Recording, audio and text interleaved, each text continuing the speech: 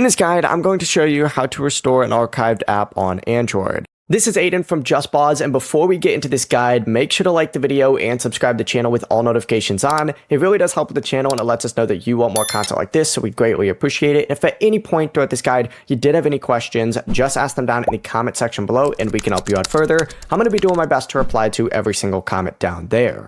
You'll most likely be either in your app library for this or I guess on your homepage as well, just scrolling through here.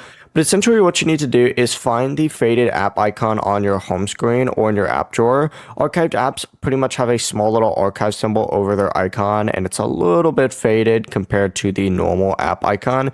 You just need to tap on the faded app icon and then tap the app again if prompted to reinstall it. Android will then download the app from its original app store and restore it using the personal app data that was kept on your device.